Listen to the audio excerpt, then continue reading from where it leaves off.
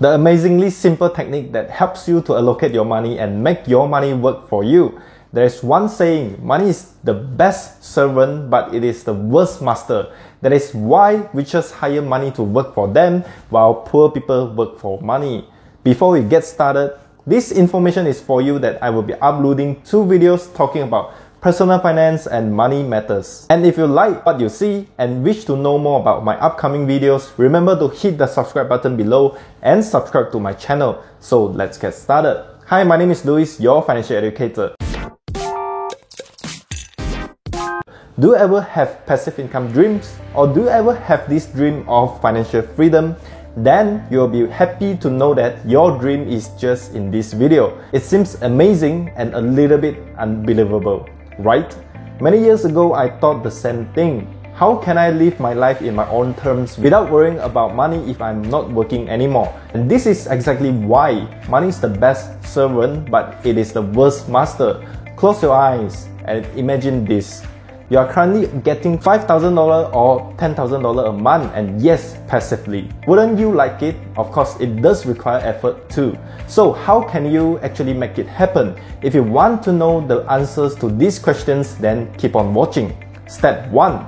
Engage with the people who are successful financially. Ask yourself, how eager do you want to achieve your financial success? Do you want to live life at your own terms? Do you want to have your own financial freedom? If you really want to have that lifestyle, then would you think that you can ever pre-experience this lifestyle with the people who are struggling financially? Or do you think that you can pre-experience and learn the way to financial success from those who are successful financially? So engage with those who are good at managing their own finances. Learn from them, get their experience, immerse their philosophy, and most importantly, get their vibe. Because at most of the time, it is not the money that makes people wealthy. It is the mindset, the thinking that makes people wealthy. Is engaging with those successful people the way to financial success? It is not. That is why it comes to step 2. Develop a budget. When you get the mindset right, you think the way the rich owners think. At least now you already have a rich mindset but not poor mindset. Then it is the time that you have to put in the action. Most of the people are living paycheck to paycheck because of their inability to manage their own personal budget. When it comes to managing the own budget, the best way is to be more detailed. Use a pen and a piece of paper, write down how much is your disposable income and write down what is your fixed expenses and fixed commitment. Have a clear budgeting for yourself. The remaining is for you to spend. You can also use mobile applications if you do not want to use a pen and paper.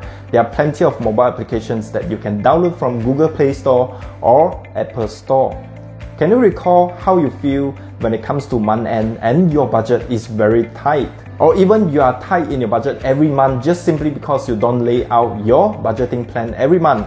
Once you have settled with your budgeting plan, then it is time to look at step number 3. Have you ever happened to be an emergency situation that requires you to fork out a big chunk of money? For example, medical expenses, housing repair costs, etc. If you had these situations previously, then how would you overcome such situations?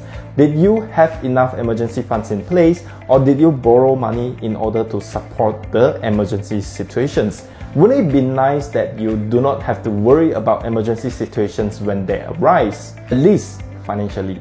So in this step number 3, it is time to build your emergency funds. Recommended to build out a pool of emergency funds that can support your expenses for 6 months. It can help you out if you choose to quit your job and take a break before looking for a new job. It can help you out if you are fired by your boss. Also, it can be able to help you out if you need to fund your medical expenses. Here's the question. Where should you save the emergency fund? Would it be wasted if I just save it into a saving account that yields almost no interest? It depends. But most of the time, I would recommend you to look at a high yield saving account or fixed deposit account. Those accounts will usually pay you a higher yield than ordinary savings accounts.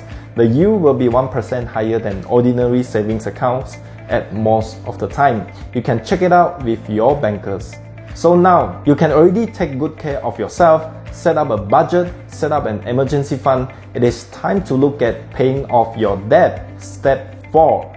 Pay down your debt. Visualize yourselves, you are debt free. You do not have to worry about mortgage payment, student loan, car loan, credit card loan, etc. Would it be nice to have that debt-free lifestyle, even though we cannot avoid ourselves from owing money most of the time, especially mortgage loan, student loans?